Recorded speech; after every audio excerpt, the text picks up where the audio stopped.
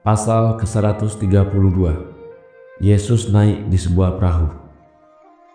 Dan ketika Yesus berjalan di tepi laut Galilea, dikerumunilah ia oleh khalayak ramai.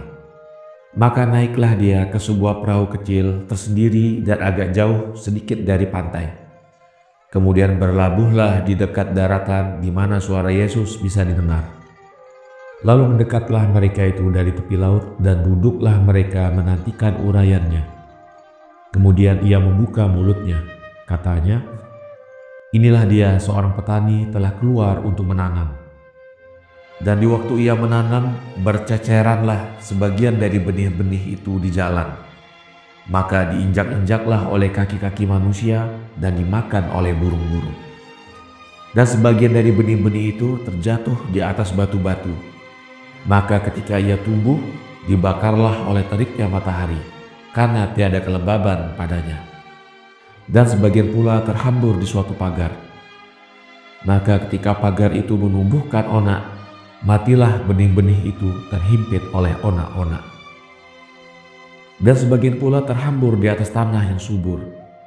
Maka membuahlah benih-benih itu 30, 60, dan 100 kali ganda. Kemudian Yesus berkata pula, "Inilah dia seorang bapak dari keluarga yang telah menanam benih-benih yang baik di kebunnya. Dan ketika pelayan-pelayan orang yang baik itu sedang tidur, datanglah seorang musuh tuan mereka dan menanam alang-alang di atas benih-benih yang baik itu. Maka ketika gandum itu tumbuh, terlihatlah alang-alang yang banyak telah tumbuh di antara gandum-gandum. Kemudian datanglah pegawai-pegawai itu kepada tuan mereka dan mengatakan, 'Ya Tuan, bukankah engkau telah menanam benih-benih yang baik di kebunmu? Maka dari manakah tumbuhnya alang-alang begini banyak?' Tuan itu menjawab, 'Sesungguhnya aku telah menanam benih-benih yang baik, akan tetapi di waktu orang-orang sedang tidur, datanglah musuh manusia ini, lalu menanam alang-alang di atas gandum itu.' Para pelayan itu berkata, 'Apakah engkau suka kami pergi untuk mencabut alang-alang di tengah-tengah gandum itu?' Tuan itu menjawab, 'Jangan kamu berbuat demikian, karena kamu akan mencabut gandum itu bersama alang-alang. Tetapi tunggulah sampai tibanya musim panen. Di waktu itu kamu boleh pergi untuk mencabut alang-alang itu di antara gandum. Kemudian kamu buang dia di dalam api supaya terbakar. Sedang gandum itu kamu taruh di lumbungku.' Yesus berkata pula, 'Banyak orang yang telah keluar untuk menjual buah tin, tetapi ketika mereka sampai di pasar, tiba-tiba orang di sana tidak mencari buah tin yang baik, tetapi mencari daun-daun yang indah. Maka orang-orang itu tidak dapat menjual buah tin mereka.' Ketika salah seorang penduduk dari kalangan penjahat melihat keadaan demikian, ia berkata, 'Sungguh aku bisa menjadi kaya.' Lalu dipanggillah kedua anaknya dan ia berkata, 'Pergilah kamu untuk mengumpulkan sejumlah besar dari daun-daun bersama buah tin yang busuk.' Kemudian oleh mereka dijualnya semua itu dengan timbangan emas, karena orang itu amat kegirangan dengan daun-daun. Maka ketika khalayak ramai memakan buah tin itu, terseranglah mereka oleh satu penyakit yang berbahaya. Kemudian Yesus berkata pula, 'Inilah dia sebuah sumber kepunyaan salah seorang penduduk, di mana tetangga-tetangganya mengambil air untuk membersihkan kotoran-kotoran mereka. Akan tetapi pemilik air itu sendiri membiarkan pakaiannya sampai berbau busuk.'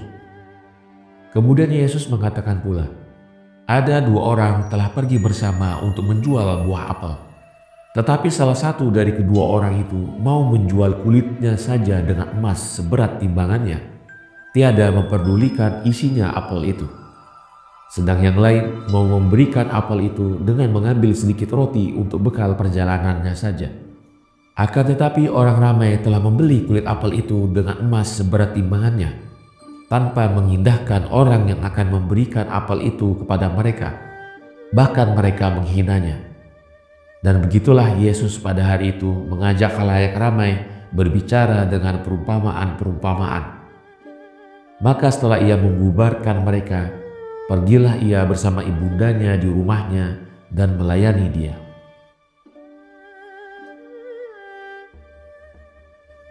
Pasal ke-133. Para murid minta diberitahukan akan maksud dari perumpamaan-perumpamaan yang diuraikan kepada khalayak ramai itu. Lalu para murid mendekatinya. Kemudian mereka menanyakan, "Ya Guru, beritahukanlah kami akan maksud dari perumpamaan-perumpamaan yang kau uraikan kepada khalayak ramai itu."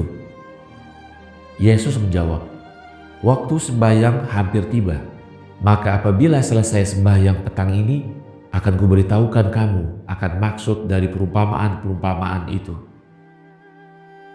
Dan setelah selesai sembahyang, para murid itu mendekati Yesus, kemudian berkatalah ia kepada mereka, bahwasanya orang yang menabur benih-benih di jalan, di atas batu-batu, di atas duri-duri, dan di atas tanah yang subur itu adalah seorang yang mengajarkan firman Allah yang telah menatap telinga khalayak ramai. Bagaikan jatuh di jalan apabila menatap telinga kaum pelaut dan pedagang, yaitu mereka yang setan telah menghapus firman Allah dari ingatan mereka, karena jauhnya jarak pelayaran yang mereka lakukan dan beraneka ragamnya bangsa yang mereka berniaga dengan mereka.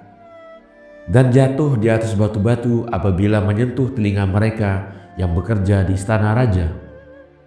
Karena dengan gandrungnya mereka berkhidmat kepada seorang penguasa, maka firman Allah tidak dapat menembus mereka. Dan walaupun kadangkala terlintas pada ingatan mereka akan firman-firman itu, namun apabila mereka tertimpa oleh suatu kesulitan, maka keluarlah firman Allah itu dari ingatan mereka. Karena dalam mana mereka tidak pernah berkhidmat kepada Allah, maka tiadalah manusia-manusia yang mencintai hidup mereka. Dan yang jatuh di atas duri-duri itu, yaitu apabila firman itu menatap telinga manusia-manusia yang mencintai hidup mereka. Karena walaupun firman-firman itu tumbuh dalam hati mereka, namun apabila timbul hawa nafsu badaniah mereka, maka terbunuhlah benih-benih baik dari firman Allah itu. Karena kemewahan hidup jasmani itu akan membawa seorang untuk meninggalkan firman Allah. Adapun benih yang jatuh di atas tanah yang subur itu, yaitu firman Allah yang sampai ke telinga orang yang takut kepadanya, di mana ia membuahkan buah kehidupan abadi. Sungguh kukatakan kepadamu bahwa firman Allah itu akan berbuah di tiap saat apabila seorang itu takut kepada Allah. Adapun perumpamaan tentang bapa keluarga itu, maka sesungguhnya kukatakan kepadamu bahwa dia itu adalah Allah Tuhan kita, Tuhan segala sesuatu, karena dialah yang telah menciptakan segala sesuatu. Akan tetapi dia bukan bapa dalam arti kata alamiah, karena dia tiada melakukan gerakan yang tanpa gerakan itu penurunan tiada mungkin terjadi. Maka dengan demikian dia adalah Tuhan kita yang dunia ini khusus dan spesial baginya. Dan ladang yang dia tabur di dalamnya itu adalah jenis manusia, sedang penabur itu adalah firman Allah.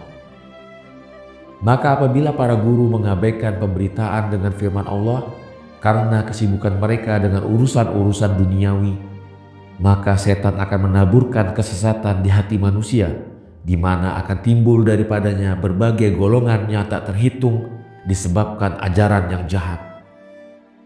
Kemudian menjeritlah orang-orang suci dan para nabi, "Ya Tuhan, tidakkah Engkau telah karuniakan ajaran yang baik kepada manusia? Maka dari manakah datangnya bermacam-macam kesesatan ini?" Maka Allah menjawab, "Sesungguhnya Aku telah mengaruniakan kepada manusia ajaran-ajaran yang baik. Tetapi selagi manusia itu asik menghadapi kebatilan, maka setan menanam kesesatan yang menghapus syariat-Ku." Lalu orang-orang suci itu menyatakan, "Ya Tuhan, kami akan cerai-beraikan segala kesesatan ini dengan membinasakan manusia." Dijawab oleh Allah, "Janganlah kalian berbuat demikian itu, karena kaum yang kafir dalam hubungan kekeluargaan, sehingga akan binasalah kaum mukmin itu bersama mereka. Akan tetapi tunggulah kalian hingga datangnya hari pembalasan. Karena di saat itu malaikat-malaikatku akan mengumpulkan kaum kafir, kemudian mereka akan terjerumus bersama setan ke dalam neraka, sedang kaum mukmin akan datang ke kerajaanku. Dan suatu kenyataan yang tiada diragukan lagi, yaitu banyak dari ayah-ayah yang kafir melahirkan anak-anak yang mukmin.